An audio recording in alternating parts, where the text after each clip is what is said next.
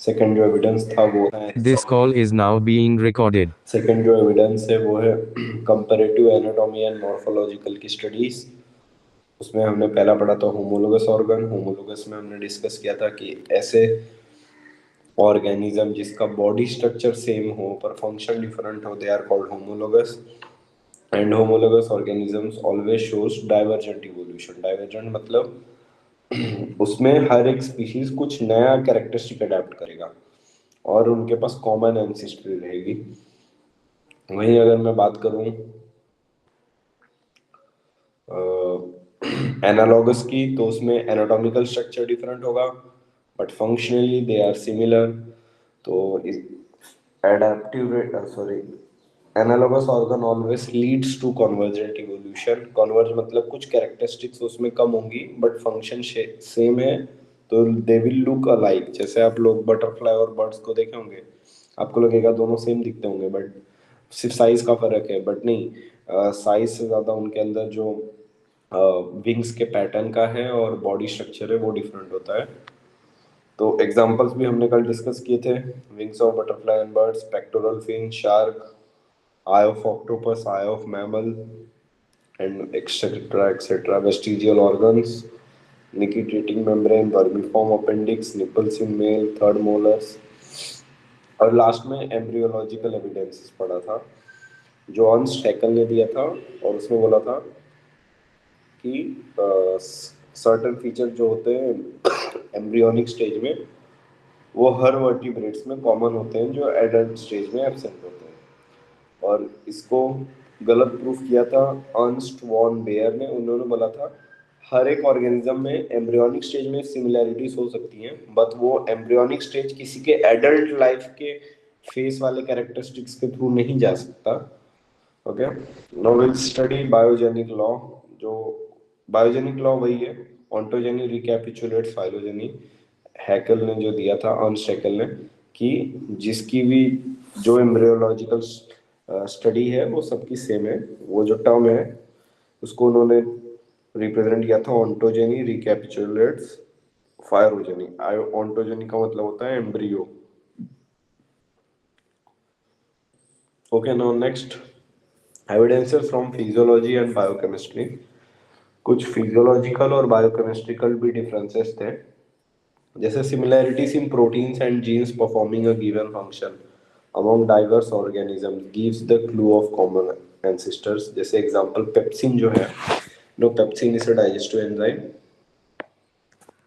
Pepsin is a digestive enzyme. One second, my pen is not working. Okay, pepsin जो है it is digestive enzyme. Pepsin क्या करता है, stomach के अंदर प्रेजेंट होता है और प्रोटीन को डाइजेस्ट करने में मदद करता है। Protein digestive. एंड लोकेशन कहाँ होता है इसका, पेप्सिन का, स्टमक के अंदर। वेरा ट्रिप्सिन जो है वो पैंक्रियाटिक एंजाइम है।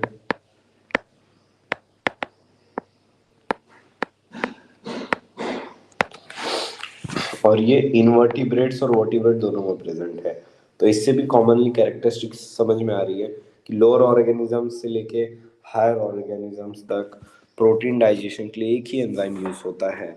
तो ये भी इवोल्यूशन को बताता है कि कैसे स्टार्टिंग में सिर्फ एक एंजाइम्स था जो दोनों में कॉमन था। जैसे जैसे ऑर्गेनिजम्स हायर हुए उनके अंदर थोड़े प्रोटीन में चेंजेस आए बट जो मेजर वाला था वो आज भी कॉमन है, ट्रिप्सिन। तो इवोल्यूशन हुआ है इसका एक और प्रूफ है biogeographical. Okay, now second is adaptive radiation. Adaptive radiation से बहुत ज़्यादा क्वेश्चन आता है in boards, let it be in boards या आप बात कर रहे हो नीट की, दोनों भी पॉइंट ऑफ व्यू से एडेप्टिव रेडिएशन बहुत इंपॉर्टेंट है।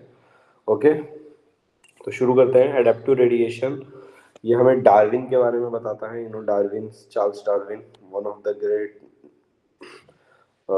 नेचुरलिस्ट थे वो। तो ड्यूरिंग हिज जर्नी डार्विन एक वोएज पे निकले थे, मतलब अपने कलीग्स के साथ शिप पे निकले थे to understand the pattern, development pattern of nature, या कैसे ऑर्गेनिजम्स नेचर को अडेप्ट करते हैं, वो इसको ढूंढने निकले थे। तो कब निकले थे, 1831 Darwin went to Galapagos island. Now Galapagos island ये ग्रुप ऑफ आइलैंड्स है साउथ अमेरिका के पास। ओके, गैलापागोस आइलैंड जो कितने आइलैंड्स का ग्रुप है, 22। ठीक है, गैलापागोस आइलैंड गए थे। शिप का नाम था उनका HMS बीगल, एनसीईआरटी में गिवन है HMS beagle. And duration of the journey it took 5 years total. वो आए और गए और अपना जो भी कंक्लूजन इन्फरेंसेस रिकॉर्ड करना था उन्होंने इस 5 साल के ड्यूरेशन में उस आइलैंड पे उन्होंने रिकॉर्ड किया। Now there he observe an amazing diversity of creatures of particular interest, small black birds later called Darwin finches. इन्होंने जो सबसे ज्यादा स्टडी की थी वो डार्विन फिंचेस पे की थी, जिसको ब्लैक बर्ड्स पहले नाम बोला जाता था, पर डार्विन ने इनके ऊपर रिसर्च किया तो इसका नाम हो गया डार्विन फिंचेस। डार्विन फिंचेस ने इनको अमेज किया। He realized that there were many varieties of finches in the same island. Just notice the words. He realized that there were many sorry varieties of finches in the same island, and all the varieties are evolved on the same island itself। मतलब ये Darwin ने ये बोला कि यहाँ पे बहुत सारे एक कॉमन बर्ड की प्रजाति है और सारे के सारों में सिर्फ बीक में, उनका जो बीक है उसमें चेंजेस मिले हैं, जबकि उनका जो ओवरऑल बॉडी स्ट्रक्चर है वो सेम ही है। मतलब कॉमन ओरिजिन से वो आए हैं, बट बीक को उन्होंने अडाप्ट किया है अलग अलग जगह पे। किस वजह से अडाप्ट किया है बीक का? All the varieties are evolve on the island itself from the original seed-eating features.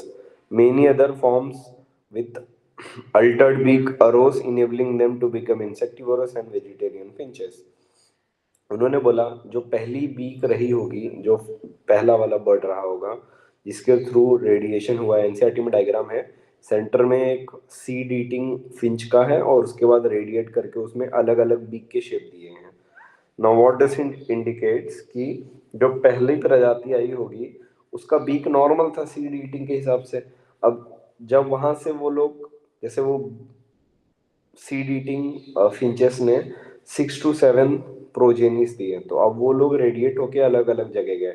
कोई ड्राई रीजन पे गया तो उसने अपने बीक को उस हिसाब से अडेप्ट किया कि वो कैक्टस में से पानी पी सके।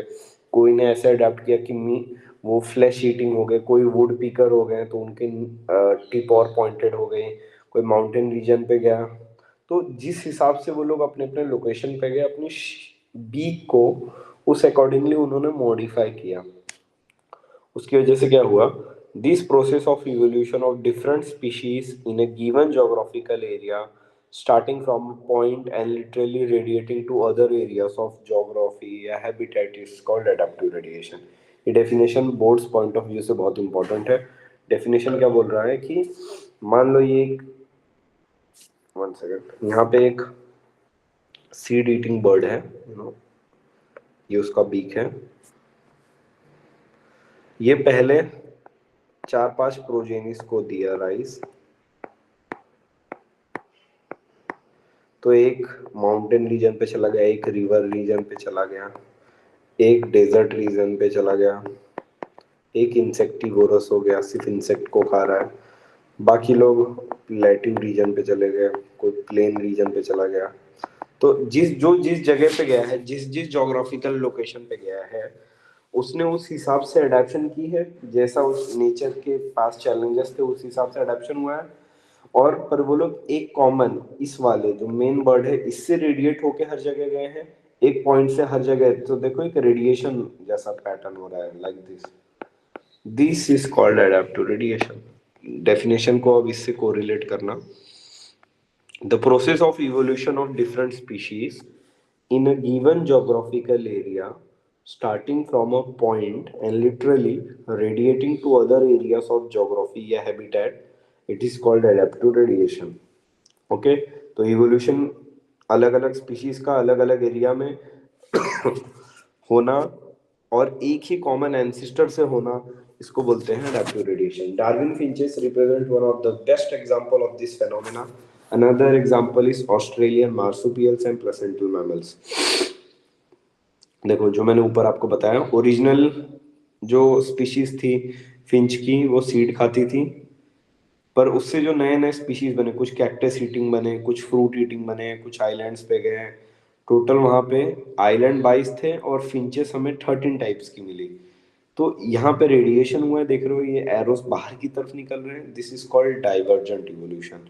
तो इसका मतलब यहाँ होमोलॉगी भी शो हो रही है, डाइवर्जेंट है, क्योंकि ये लोग एक कॉमन सीड ईटिंग फिंचेस से गए हैं, तो इनका होमोलोगस या खानदान सेम होगा, वहां से रेडिएट किए हैं और डाइवर्ज भी कर रहे हैं, देखो। और होमोलोगस हमेशा क्या शो करता है, डाइवर्जेंट। तो it leads to divergent evolution. तो अडेप्टिव रेडिएशन डाइवर्जेंट इवोल्यूशन का एग्जांपल है।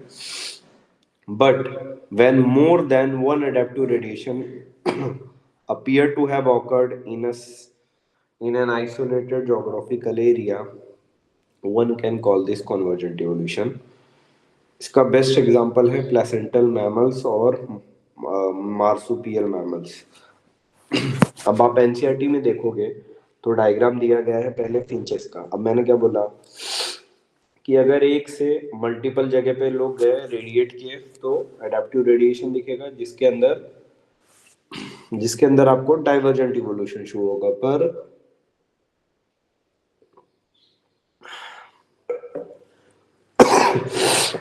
अगर एक ही जगह पे दो एडेप्टिव रेडिएशन चल रहे हैं, दो स्पीशीज पे चल रहे हैं, तो वो लोग कॉन्वर्ज कर जाएंगे and they will show convergent evolution instead of divergent evolution. इसका मतलब देखो, I will give you with an example.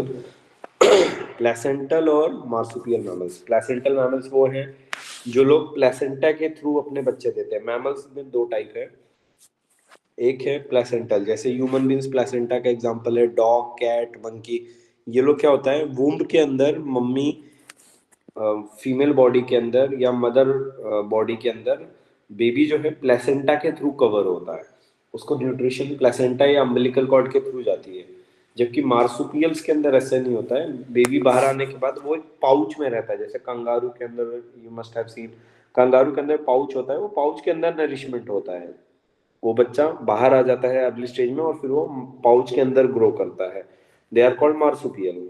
अब हुआ क्या, ऑस्ट्रेलिया में दो रेडिएशन एक साथ चल रहे थे, एक साइड प्लेसेंटल मैमल्स, मतलब जैसे हम लोग हैं, नॉर्मल वुल्फ, नॉर्मल टाइगर वगैरह, और एक साइड मार्सुपियल्स। एंशियाटिन उसका एग्जांपल है, बैंडिक्यूट, सैंड, शुगर ग्लाइडर। तो मार्सुपियल वाले मार्सुपियल में डाइवर्ज कर रहे थे, देखो रेडिएशन देखो ऐसा जा रहा है, मतलब ये सब क्या है, डाइवर्जेंट इवोल्यूशन शो कर रहे हैं, और ये भी डाइवर्जेंट। पर मान लो एनसीईआरटी ने एक एग्जांपल दिया है, तस्मेनियन वुल्फ और नॉर्मल वुल्फ को। मान लो ये तस्मेनियन प्लेसेंटा से नॉर्मल वुल्फ है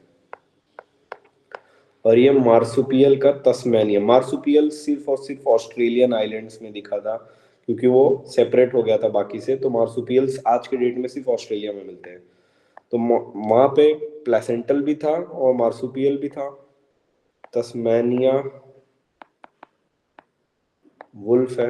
अब दोनों, एक मार्सुपियल एक प्लेसेंटल है, पर दोनों एक कॉमन जगह शेयर कर रहे हैं, क्योंकि ये यहाँ से उस जगह है जहाँ पे बहुत सारी डियर्स की प्रजाति है और ये भी वहीं पे है। तो अब दोनों एक कॉमन जगह पे रहने की वजह से, कॉमन कैरेक्टरिस्टिक शेयर करने की वजह से कुछ सालों बाद सिमिलर दिखने लग गए, पर स्ट्रक्चरली वो लोग अलग अलग है, एक प्लेसेंटल एक मार्सुपियल है। इसका एग्जांपल आप कॉन्वर्जेंट इवोल्यूशन या एनालॉगस ऑर्गन से याद रखो। मैंने क्या बोला, एटमॉस्फेयर के अंदर बर्ड्स भी उड़ रहे हैं, बैट भी उड़ रहे हैं और बटरफ्लाईज भी उड़ रहे हैं। सबको लगेगा तीनों एक ही जगह से आते हैं, बट असली में वो एक नहीं है, एक इंसेक्ट है, एक मैमल है बैट, और एक बर्ड है। तो एनाटॉमिकली वो लोग डिफरेंट है, पर फंक्शनली दोनों सब लोग उड़ने का काम कर रहे हैं, तो हम कॉमन समझ रहे हैं। वैसे ही यहाँ पे एनाटॉमिकली वो लोग अलग है, एक प्लेसेंटा से बिलोंग करते हैं, एक मार्सुपियल से, बट दोनों एक कॉमन जगह शेयर कर रहे हैं। उसकी वजह से वहां पे कॉन्वर्जेंट इवोल्यूशन हो गया।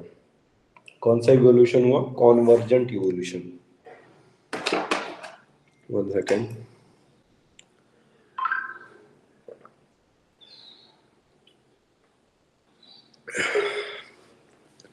ओके। तो जब दो डाइवर्जेंट इवोल्यूशन, देखो प्लेसेंटा का भी डाइवर्जेंट हो रहा है और मार्सुपियल का भी डाइवर्जेंट हो रहा है। जब दो डाइवर्जेंट इवोल्यूशन एक जगह पे हो, it leads to convergent evolution. मैंने यही चीज एक्सप्लेन की है, ऊपर देखो।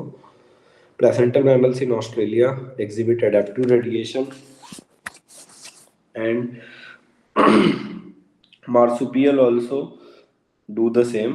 तो जब दो when more than one adaptive radiation appear to have occurred in an area, then it is called as convergent evolution। ideally वो divergent evolution शो करता है, but अगर दो जगह पे adaptive radiation हो रहा है तो वो converge कर जाते हैं।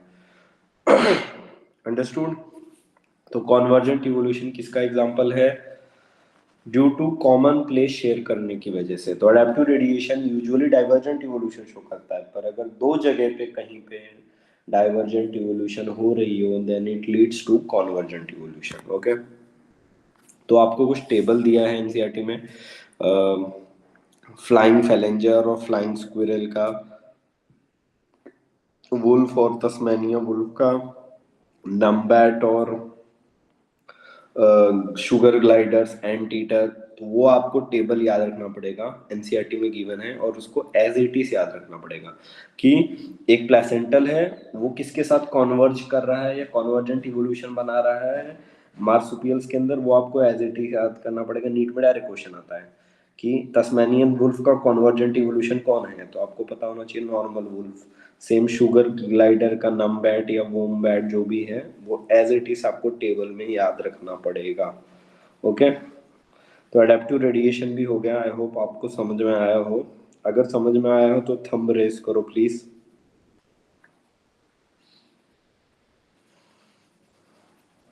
देखो इवोल्यूशन एक ड्राई टॉपिक है बेटा, और आपको मेरे पढ़ाने के बाद ही एनसीईआरटी से देखना पड़ेगा उसी दिन घर पे जाके, वरना आप लोग एट द एंड आपको इवोल्यूशन में से सिर्फ ह्यूमन इवोल्यूशन समझेगा, बाकी कुछ भी नहीं समझेगा। ठीक है, जिसको नहीं भी समझा है मैं एक बार शॉर्ट में बता दूं कि हमने कुछ भी नहीं किया है। अडेप्टिव रेडिएशन के अंदर सिर्फ दो चीजें आपको याद रखनी पड़ेंगी। वो ये है कि अगर वो अलग अलग हो रहा है तो वो डाइवर्ज इवोल्यूशन हो रहा है, पर अगर दो दो जन एक ही टाइम पे दो अडेप्टिव रेडिएशन कर रहे हैं तो वो एट द एंड कॉन्वर्ज कर जाएंगे। कॉन्वर्ज कर जाएंगे मतलब उनका स्ट्रक्चर सेम नहीं रहेगा, एनालॉगी शो करेंगे और फंक्शनल सिमिलर हो जाएगा। जैसे यहाँ पे वुल्फ दोनों अलग अलग हैं, ये अलग जेनेटिक शेयर करता है, ये अलग, बट दे कॉमनली क्या शेयर कर रहे हैं? वुल्फ डियर को खाना, ये कॉमन प्रॉपर्टी है, तो कॉन्वर्ज कर गए। Okay, now we will study biological evolution. Next जो प्रूफ दिया गया था वो लमार्क के इवोल्यूशन में, फिर लोगों ने बायोलॉजिकल इवोल्यूशन भी प्रूफ किया। उसमें सबसे पहला था लमार्क। लमार्क ने थ्योरी दी थी इवोल्यूशन की, इसको बोलते हैं थ्योरी ऑफ इनहेरिटेंस और यूज और डिसयूज ऑफ ऑर्गन्स। इस थ्योरी के दो नाम हैं। पहला theory of inheritance of acquired character, मतलब जो चीज बंदा अपने पूरी लाइफ में नया सीखता है वही same characteristic it pass on to the next generation. या इसका दूसरा नाम है यूज और डिसयूज ऑफ द ऑर्गन। ये थ्योरी ऐसा बोलता है कि अगर आप लोग कोई कैरेक्टरिस्टिक, मान लो अब पूरी क्लास में कोई ऐसा बंदा है जिसको बहुत ठंडी लगती है और एक ऐसा बंदा है जिसको बिल्कुल ठंड नहीं लगती है, तो जिसको बिल्कुल ठंड नहीं लगती वो कैरेक्टरिस्टिक अपनी अगली जनरेशन में पास ऑन करेगा, ऐसा लेमार्क ने बोला था। ओके, जो उसने बुक लिखी थी वो थी फिलोसॉफिक जूलॉजी, जिसमें उसने अपनी थ्योरी लिखी थी। उसने क्या बोला था? जिस वजह से वो चेंजेस अडेप्ट होते हैं बॉडी में उसको बोलते हैं size of the body. Internal force क्या होता है? Size of the body increase होना।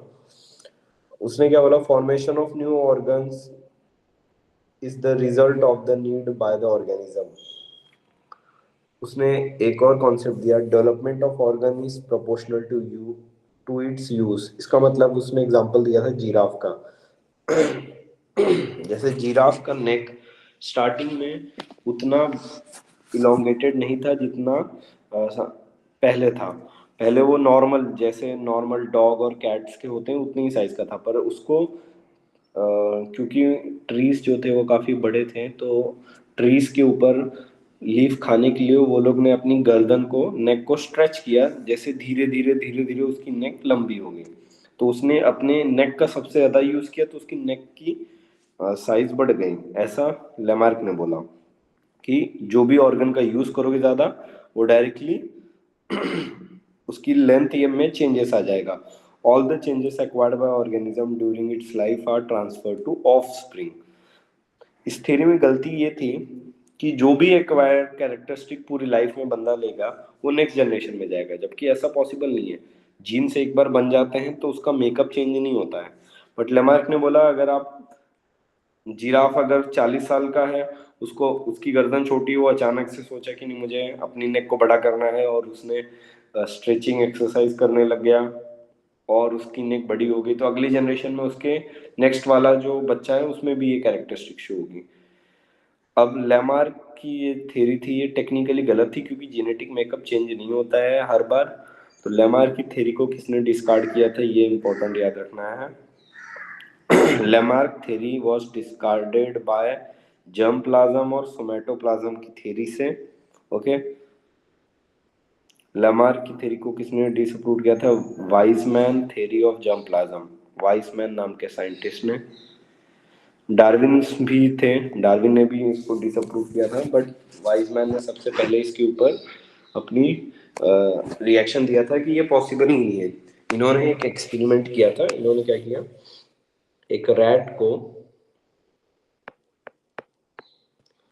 रैट की टेल को कट कर दिया था और फिर उसको मेट करने लगाया।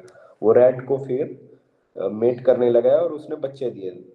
पर अगली जनरेशन के अंदर टेल वापस मिल जा रही थी।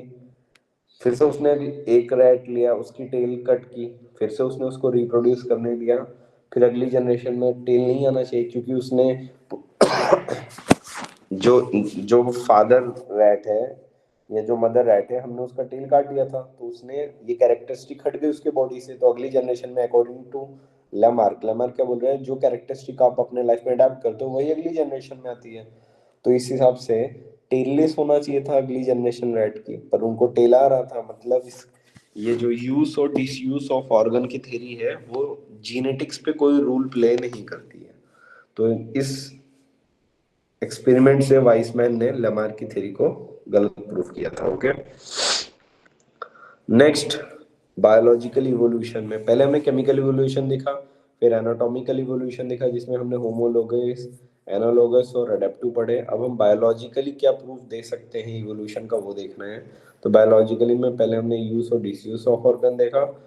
अब डार्विन का एक बायोलॉजिकल इवोल्यूशन का हम कॉन्सेप्ट पढ़ेंगे। डार्विन जब गैलापागोस आइलैंड से आया, उसके बाद उसने एक थ्योरी दी। गया था वो 1831 में, 1836 में रिटर्न आया, और उसके बाद उसने उन सब कंक्लूजन के बेसिस पे 1859 में एक थ्योरी दी। थ्योरी का नाम है थ्योरी ऑफ नेचुरल सिलेक्शन और ओरिजिन ऑफ स्पीशीज। ये बोर्ड्स में 3 मार्क का क्वेश्चन आता है, डार्विनिज्म थ्योरी और नेचुरल सिलेक्शन। ओके, तो डार्विन की जो थ्योरी है उसका नाम क्या है, थ्योरी ऑफ नेचुरल सिलेक्शन और ओरिजिन ऑफ स्पीशीज। डार्विन ने अपनी रिसर्च को 14-15 साल बाद इसलिए बनाया, उसने और स्टडीज की। तो Darwin was influenced by an article, an essay of principle of population. Darwin उस टाइम पे टी आर मैल्थस करके एक साइंटिस्ट था, और उसने भी एक दूसरे आइलैंड पे जाके यही रिसर्च किया था, और उसके रिसर्च में भी सेम कंक्लूजन्स आए थे जो डार्विन में आए थे। तो डार्विन, उसकी जो ऐसे प्रिंसिपल होते थे न्यूज़पेपर में, उससे काफ़ी इन्फ्लुएंस था। नीट का ये क्वेश्चन बनता है कि Darwin was influence by Thomas Malthus, T Malthus, ये आपको याद रखना पड़ेगा नीट पॉइंट ऑफ व्यू से। तो डार्विन इन्फ्लुएंस था। फिर नेक्स्ट एक और साइंटिस्ट है अल्फ्रेड वॉलेस, ये भी एक नेचुरलिस्ट है जो नेचर पे स्टडी करते हैं, who worked in many archipelago. देखो, डार्विन ने गैलापागोस आइलैंड के ऊपर स्टडी की जो साउथ अमेरिका के आसपास था, और अल्फ्रेड वॉलेस ने आर्चिपेलेगो पे स्टडी की जो इंडोनेशिया में है, जो एशिया के साइड आता है। तो ये आइलैंड्स में कंफ्यूज मत हो जाना, ए से अल्फ्रेड वॉलेस, ए से आर्चिपेलेगो, डू रिमेम्बर दैट निमोनिक्स, और डार्विन गैलापागोस आइलैंड पे गया था। ओके, तो आर्चिपेलागो आइलैंड पे, इंडोनेशिया पे अल्फ्रेड वॉलेस ने स्टडी किया, और ये भी उस टाइम पे सेम कंक्लूजन पे आए थे जो डार्विन पे आए थे कि नेचर सिलेक्ट करता है। जैसे डार्विन ने किसका एग्जांपल दिया था, डार्विन फिंचेस का दिया था। उन्होंने क्या बोला कि जैसे जैसे जो लोग पहाड़ी एरिया पे गए, जो लोग ड्राई एरिया पे गए, उस हिसाब से उन्होंने अपनी बीक को अडाप्ट किया, तो ये नेचर ने उनसे अडाप्ट करवाया। अगर नेचर वहां पे फूड की स्कैर्सिटी नहीं करता तो वो लोग अपने बीक को मॉडिफाई नहीं करते, और सारी की सारी सीड्स खा रही होती, पर वहां पे जाके उन्होंने मॉडिफाई किया। जैसे बेस्ट एग्जांपल है, अगर कल आप में से कोई एक लोग कनाडा जाओगे, तो अभी आप भले हिंदी में बात कर रहे हो या पंजाबी में बात कर रहे हो, बट एट दी एंड आप कनाडा जाओगे तो वहां पे आपको अडेप्ट करना पड़ेगा, आपको वहाँ इंग्लिश बोलना पड़ेगा। तो ये एक एडेप्शन है। तो डार्विन ने बोला ये नेचर की वजह से हुआ है, आप वहां गए, वहां पे नेचर, कनाडा के नेचर ने आपसे वहां पे सिलेक्ट करवाया। तो just same thing, Alfred Wallace जो नेचुरलिस्ट थे, वो और डार्विन की सेम ही कंक्लूजन थी कि नेचर सिलेक्शन की वजह से किसी ऑर्गेनिजम्स के अंदर इवोल्यूशन होता है। ओके, तो याद रखना, टी आर मैल्थस की बुक से डार्विन इम्प्रेस था, और एल्फ्रेड वॉलेस लगभग उसी टाइम पे उसने आर्चिपेलेगो आइलैंड पे स्टडी की थी, और वो भी सेम कंक्लूजन पे आया था जो डार्विन आया था। अब मेन पॉइंट्स क्या है नेचुरल सिलेक्शन के, ये आपको याद रखना पड़ेगा। नेचुरल सिलेक्शन का बेसिक क्राइटेरिया है हाई रेट ऑफ रिप्रोडक्शन। इसका मतलब जो ज्यादा फिट होगा, सर्वाइवल ऑफ द फिटेस्ट, जैसा जैसे अगर चार ऑर्गेनिज्म है, बहुत ज्यादा एक्सट्रीम कोल्ड पड़ रहा है, तो जो चार में से जिसकी कैपेसिटी अच्छी होगी खुद को सरवाइव करने की, जो उस टेम्परेचर को डील कर सकता है, वो उसको नेचर ने सिलेक्ट किया है। मतलब वो औरों में से उसके पास नेचर ने एक क्वालिटी ज्यादा दी है, और फिर वो क्वालिटी के दम पे वो अपनी प्रोजेनी को बढ़ाएगा या रिप्रोड्यूस करेगा। तो here high rate of reproduction is the main point of natural selection. Second, total number of constant.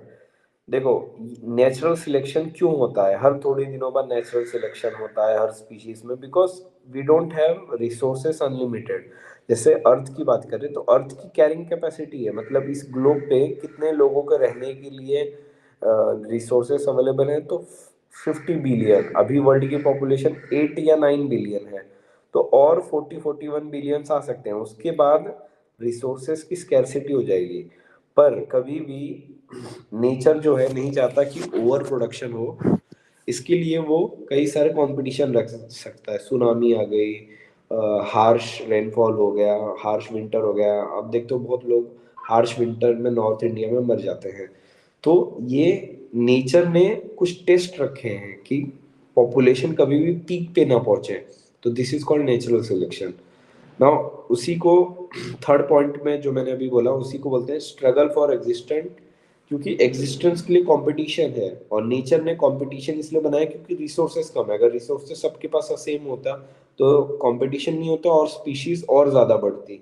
जबकि कभी भी नेचर जो है पॉपुलेशन को चेक करते रहता है, check in the sense control करते रहता है with the property of natural selection. Okay, तो कंपटीशन होती है, या तो इंट्रा स्पेसिफिक कंपटीशन होगी या इंटर स्पीशीज कंपटीशन होगी। इंट्रा स्पेसिफिक मतलब within the species, species के बीच में ही कंपटीशन होगी, competition between the member of same species. या inter specific competition, competition between the members of different species responsible for evolution. Letter soap example है, जैसे हम इंडिया है तो हमारे अंदर स्टेट के बीच में कंपटीशन चलते रहती है, ये स्टेट में इतना डेवलपमेंट हुआ, इस स्टेट में इतना डेवलपमेंट हुआ, और एक होती है इंडिया की with respect to different country, तो इंटर स्पेसिफिक। आज जो हमारा कंपटीशन है फॉर जीडीपी, फॉर अर्निंग्स, ये भी कंपटीशन है। अगर सबको पैसे पहले से ही होते तो कोई काम ही नहीं करता, तो ये भी एक मैन मेड सिलेक्शन का एग्जाम्पल है। वैसे ही नेचुरल सिलेक्शन का भी एग्जाम्पल है। जैसे कोई जगह अर्थ पे बहुत ड्राई है या बहुत डेजर्ट एरिया है, और कोई एकदम ठंडी वाली जगह है और कोई नॉर्मल जगह है। ठंडी वाली जगह पे पॉपुलेशन इसलिए नहीं रह पा रही है कि क्योंकि वहां पे हार्श कंडीशन है, वहां पे सब लोग नहीं सरवाइव करेंगे। पोलार बियर सरवाइव कर सकते हैं, पेंगुइन्स कर सकते हैं, वहां लॉयन टाइगर जाके नॉर्मली नहीं रह सकते हैं। तो नेचर ने वहां की स्पीशीज के ऊपर वो कंडीशन दिया और जिसने अडेप्ट किया वो वहां पे रह रहा है। इसका मतलब नेचर ने उसे सिलेक्ट किया है। This is natural selection. Third point, struggle for existence. Okay, तो मेन पॉइंट्स है नेचुरल सिलेक्शन के, हाई रेट ऑफ रिप्रोडक्शन, और नेचुरल सिलेक्शन होने का रीजन है resources are limited and struggle for existence. ये कुछ प्रॉपर्टीज है। ओके, तो नेक्स्ट जो बायोलॉजिकल में हमने तीन चीजें अब तक पढ़ी हैं। सबसे पहली पढ़ी है after adaptive biological Lamarck's theory, second Darwin's theory, और डार्विन थ्योरी के अंदर ही हमने नेचुरल सिलेक्शन को एक इम्पोर्टेंस पढ़ा है। Next variation and heredity. अब वेरिएशन एंड हेरिडिटी क्या है? वेरिएशन एंड हेरिडिटी एडेप्शन के लिए मेन इंपॉर्टेंट पार्ट है। जैसे हेरिडिटी क्या है? अगर कोई स्पीशीज को अडेप्ट करवानी हो तो वो हेरिडिटिकली ही चेंजेस लाएगा तभी। जैसे लेट सपोज ये एक एरिया है, यहाँ पे दो स्पीशीज रह गए, blue species, green species. Due to extreme climatic condition blue वाला मर गया और ग्रीन ने अडेप्ट किया और वो बच बचा के एक न्यू जगह पे चला गया। अब ये जो न्यू जगह है यहाँ पे ग्रीन की स्पीशीज देखेंगे क्योंकि उसने अडेप्ट किया, प्लस उसने प्रोजेनी में, अपने प्रोजेनी में हेरिडिटीली वो कैरेक्टरिस्टिक पास ऑन किया। ये जो प्रॉपर्टी है ये due to heredity and variation है। तो इस टॉपिक में हम यही पढ़ेंगे, how variation and heredity has a role in evolution.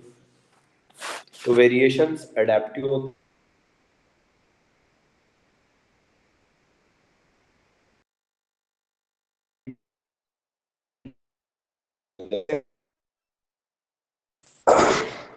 कुछ स्पीशीज ऐसी हैं जो आजकल एक्सटिंक्ट हो गई हैं, either due to global warming में वो अडेप्ट नहीं कर पा रहे हैं, और it might be due to human disturbances, but वो स्पीशीज अडेप्ट नहीं कर पा रही हैं तो दे are on the verge of extinction. जबकि ह्यूमंस ने हर एक कंडीशन को अडेप्ट कर लिया और उसकी पॉपुलेशन लॉन्ग फेस में बढ़ रही है, कंटिन्यूसली बढ़ रही है। तो वेरिएशन है हेरिडिटी का एक इम्पोर्टेंट रोल होता है। नेक्स्ट है नेचुरल सिलेक्शन, जो हमने ऊपर ही पढ़ा है, individual with maximum useful variation selected by nature. और last, survival of the fittest. Fitness is the end result of the ability to adapt and get selected by the nature. Okay,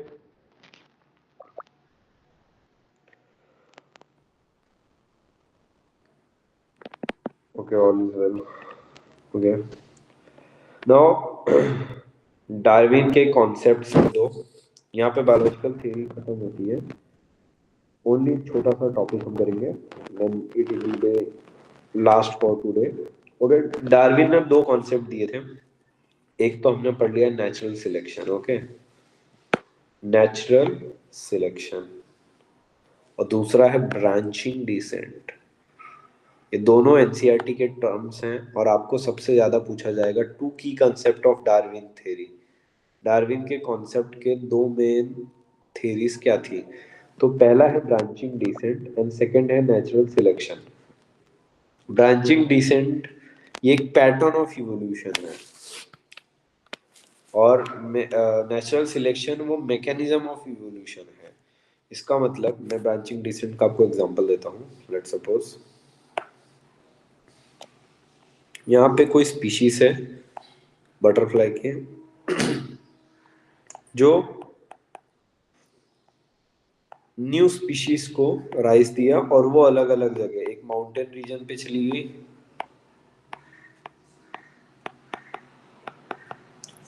और एक plain area पे चली गई। इसने mountain पे adapt किया B वाली ने, और ए वाली ने प्लेन रीजन पे अडेप्ट किया। नाउ व्हाट हैपन, अब ये वाला जो है इसने दो प्रोजेनी दी, सी और डी। इसने भी दो प्रोजेनी दी, ई और एफ। इसमें से ये माउंटेन छोड़ के ओशन की तरफ चला गया मान लो, और ये चला गया टूवर्ड डेजर्ट, तो इसमें चाहे सी वाला हो, चाहे बी वाला हो, चाहे ए ये फर्स्ट वाला हो, इनमें जीन्स तो सेम है, और इवोल्यूशन जो है वो जोग्राफिकल एरिया के हिसाब से अलग अलग जा रहा है। तो देखो ब्रांचेस बन रहे हैं, ए ने बी को वन ने बी को राइज दिया, बी ने सी को डी को राइज दिया, आगे चल के सी के दो स्पीशीज बनेंगे मान लो एच और आई। तो ये ब्रांच के फॉर्म में कैरेक्टरिस्टिक एडेप्टिव हो या नॉन एडेप्टिव हो, वो पास ऑन होती है एक जनरेशन से दूसरी। इसको बोलते हैं ब्रांचिंग।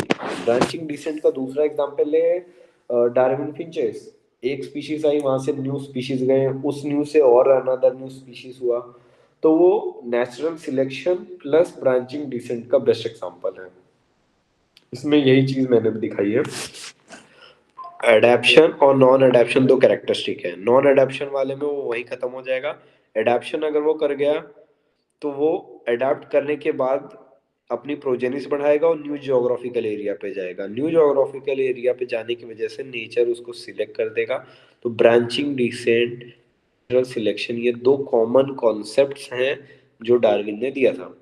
क्लियरली आप देख सकते हो, अगर वो चीज़ अडेप्ट नहीं करेगी तो यहीं खत्म हो जाएगी। यहाँ पे देखो ये स्पीशीज नेक्स्ट नहीं बना रही है, जबकि अडेप्ट करने वाली स्पीशीज आगे जाके दो अडेप्टिव स्पीशीज बनाएगी, या अडेप्ट करेगी या नॉन अडेप्ट करेगी। अगर उसने अडेप्ट कर लिया तो नेचर उससे सिलेक्ट कर लेगा, अगर उसने भी अडेप्ट नहीं किया तो नेचर उसको सिलेक्ट नहीं करेगा और उसकी लाइफ या उसका नंबर या उसकी स्पीशीज खत्म हो जाएगी। Okay, that is all for today. एक बार एनसीईआरटी से आप रीड करना। Thank you students.